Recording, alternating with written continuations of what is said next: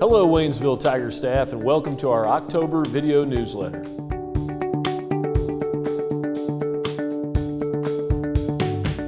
During our annual opening climate survey, 2 areas were identified as needing additional research to determine clear focus areas for improvement efforts. One area was adult perception of student motivation, or the level of motivation we feel students have for school. As student motivation is critical to success in the classroom, and our perception of student motivation may play a role in classroom expectations, District Administration has created a very short set of focused questions to determine what themes related to motivation are most concerning for adults in our district. In addition to motivation, trust appeared to be an area for further inquiry. Trusting colleagues also plays a critical role in the perceptions we bring to the classroom, which can impact student performance.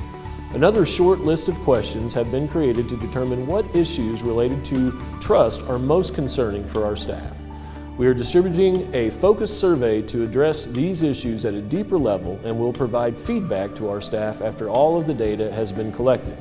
In addition, individual buildings will be addressing issues specific to their environment, and I encourage all staff members to engage in this process, bringing positive ideas to address issues that will make our district climate even more conducive to student learning.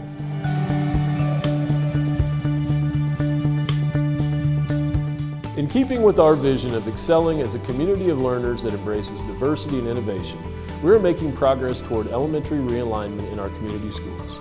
Research suggests that fewer transitions between buildings has a positive effect on student learning.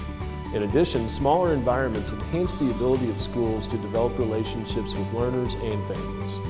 In the previous school year, we received a proposal from several members of the East faculty to consider realignment of our current K2 configuration at East and 3-5 configuration at Freedom to K5 in both facilities. The rationale for this recommendation was to improve the ability of each building to forge stronger relationships with a group of students and minimize transitions for students attending community schools. Prompted by this proposal, we have examined the possibility of moving to a K5 grade alignment at East and Freedom Elementary Schools versus our current K2 3-5 alignment. By making this change, students would attend one elementary school and progress through the same team or house of teachers from kindergarten through 5th grades. An advantage of this model would be to create smaller school feel for our students in the larger elementary buildings and facilitate relationship building with our families through the house format. Smaller houses would facilitate greater communication between teachers at all grade levels and enhance collaboration to meet the needs of students progressing through the grade levels in one house. In the near future, District Administration will make presentations to the faculties of East and Freedom and begin to form parent groups to solicit their input. Faculty members at each building will be surveyed to assess their preferences on building and grade level placement.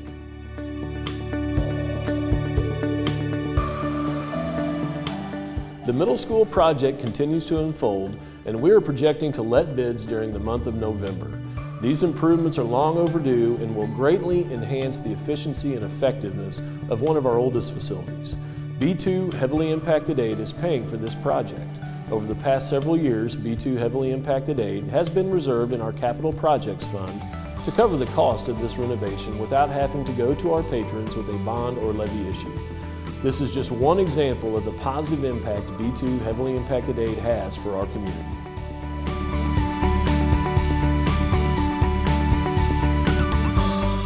In November, District Administration will ask for board approval of a resolution to place a 20-cent levy increase on the ballot for the April election.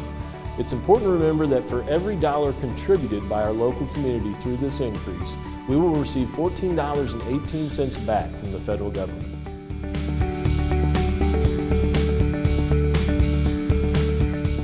I appreciate all of the outstanding work you are doing in our classrooms, and I am excited to have the opportunity to reveal another year of progress in student performance based on the Missouri Annual Performance Report in the next few days. Based on the performance of our students on numerous measures, it is clear that our faculty is excelling as a student-centered community of learners embracing diversity and innovation.